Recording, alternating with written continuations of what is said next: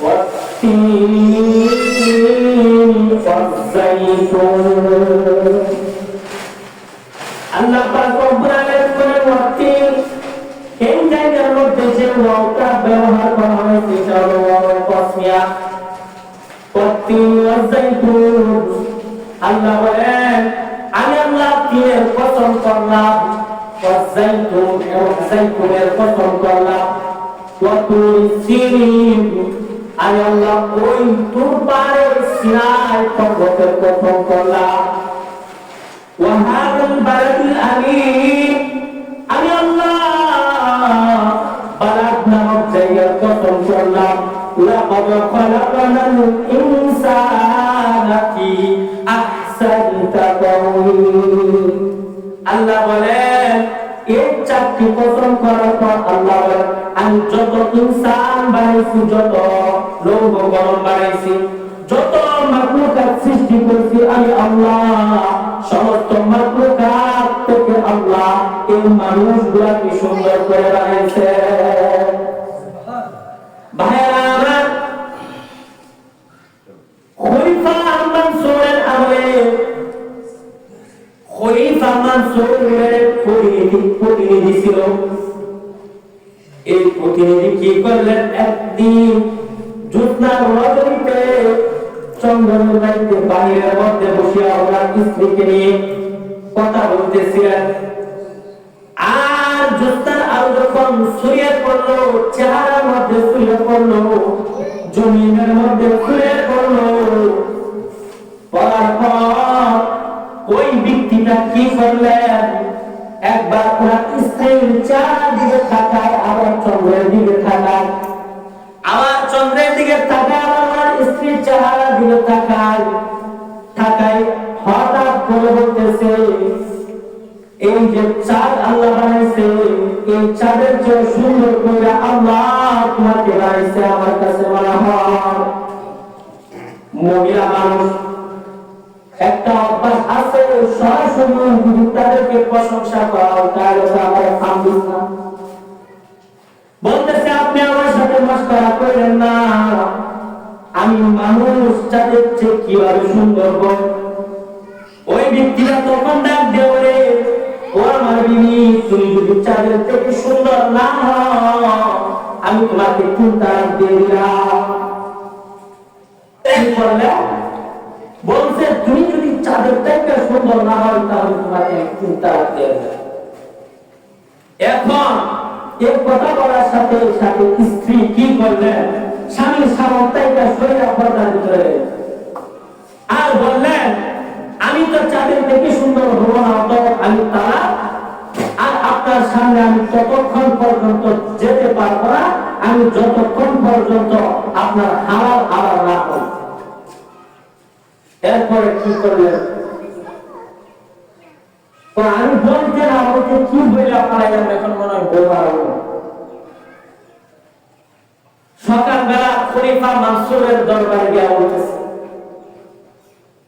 ও আমার খলিফা আমি রাত্রেবেলা চাঁদের দিকে তাকাইছিলাম ভোর দিকে তাকাইছিলাম আমি তাকায় দেখি আমার কাছে চাঁদের থেকে আমার স্ত্রীর চেহারা সৌন্দর্য বেশি লাগতেছিল আমি তখন আবেগের বশতে বইলা পাইছিলাম যে চাঁদের থেকে তুমি সুন্দর সাথে সাথে আমার বিবি উত্তর দেয় না আমি চাঁদের থেকে সুন্দর হতে পারি না তখন আমি বলছিলাম যদি তুমি চাঁদের থেকে সুন্দর না হও তুমি 3 তালাক এখন আমার স্ত্রী আমার সামনে আসে না খলিফা মানসুর কি করলেন সমস্ত কেরামদেরকে একত্রিত করে একটা মহল্লার মধ্যে জিজ্ঞেস করলেন সমস্ত উলামায়ে কেরাম একত্রিত হয়ে এই জায়গার মধ্যে বলতেছে ওই প্রতিনিধির কথা অনুযায়ী প্রতিনিধির তার পেয়ে গেছে কিন্তু আপনি আমি যে ইমামের অনুসারী হযরত ইমাম আবু হানিফা রাহমাতুল্লাহি আলাইহি ওই জায়গার মধ্যে বলে দিয়েছিলেন না না না বলতে হয় না কেন আল্লাহ পাক রব্বুল আলামিন কুরআনুল কারীমের মধ্যে বলে দিয়েছেন লাকাদ খালাকাল ইনসানা ফি আহসানি তাকওয়িম। আল্লাহ কুরআনুল কারীমের মধ্যে বলে দিয়েছে যে ইনসান সমস্ত কিছুর থেকে সুন্দর, মানুষ সমস্ত কিছুর থেকে সুন্দর। অতএব উনি যে বলছে ওনার বউ চাঁদের থেকেও সুন্দর, ওনার বউ আসলেই সুন্দর, ওনার বউ তালাক হয়। আল্লাহ এই কথাটা বোঝাইতে গিয়া কুরআনুল কারীমের মধ্যে এই কথাটা বলতে গিয়া এই কথা বলার আগে 4 বার কসম খেয়েছে। এরপরে আসো মানুষকে যে আল্লাহ সুন্দর করে বানাইছেন, কোন কারণে বানাইছেন? একটা কারণ আছে। আল্লাহ পাক রব্বুল আলামিন বলেন, আমি আল্লাহ মানুষদেরকে বানাইছি, আমি আল্লাহ যে সুন্দর করে বানাইছি, আমি আল্লাহ জান্নাতে দেওয়ার জন্য তাদেরকে সুন্দর করে।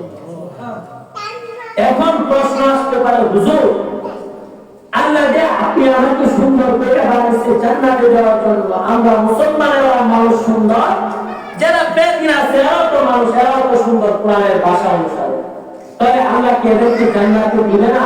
এদের ব্যাপারে কি কোনো হুকুম আছে কিনা? আল্লাহ পাক রব্বুল আলামিন বলেন, ইল্লাল্লাযীনা আমানু ওয়া আমিলুস সালিহাত, এই সূরা 6 নম্বর আয়াত।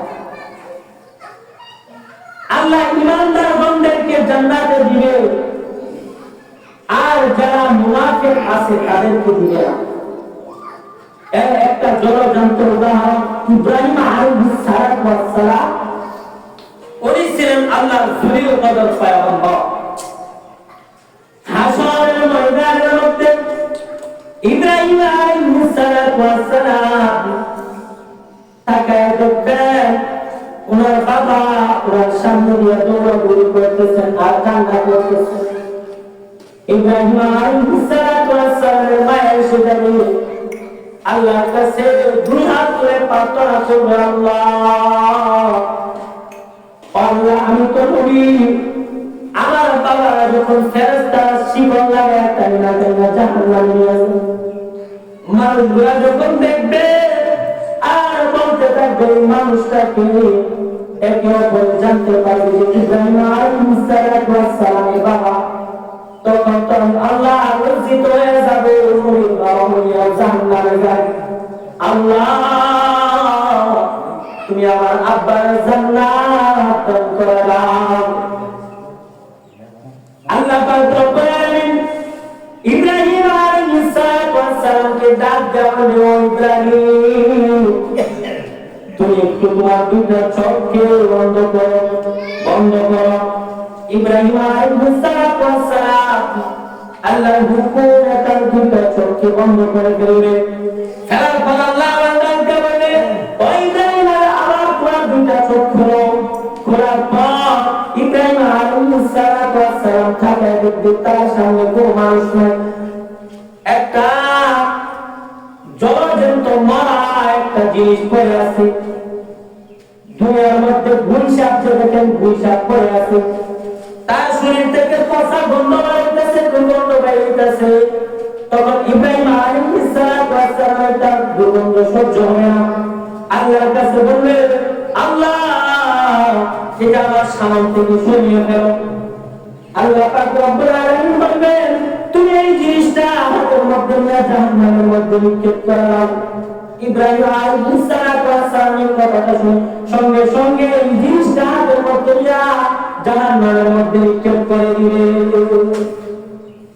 তখন ইব্রাহিম আলাইহিস সালামকে আল্লাহ পাক রব্বুল আলামিন বলবেন যে তুমি যে জিনিসটাকে জাহান্নামের মধ্যে ফেলেছো এটা কি জানো? কয় না। তাহলে তোমার বাবা কই? আমার বাবা তো আমার সামনে নাই। ও তোমার বাবা যে ছিল এটাই ছিল তোমার বাবা, তোমার বাবাকে তুমি নিজের হাতে জাহান্নামে ফেলেছো। অতএব তুমি কথাটা জানিয়ে রাখো, কোন বেঈমানের জন্য এই জায়গার মধ্যে কবুল করা হবে না। কোন বেঈমানকে মানুষের চোখে সুন্দর করে রেখে আল্লাহ বাড়িছি কোরআনে বলেছি, এই সুন্দর রাখিয়া তাকে জাহান্নামে দেওয়া হবে না। এই মানুষটাকে আমি আল্লাহ কাউকে কুকুরের চুলতে দিব, কাউকে শুকুরের চুলতে দিব, কাউকে বৈশাখের চুলতে, আমি আল্লাহ তাদেরকে জাহান্নামে পাঠাইয়া দিব। আল্লাহ বলে মানুষদেরকে বানাইছি ঠিকই, যারা বেঈমান আছে তারাও তো মানুষ, কিন্তু তাদেরকে আমি আল্লাহ মানুষ স্রোতে জাহান্নামে দেব না, তাদেরকে কাউকে পুকুরের স্রোতে, কাউকে শুকুরের স্রোতে, আবার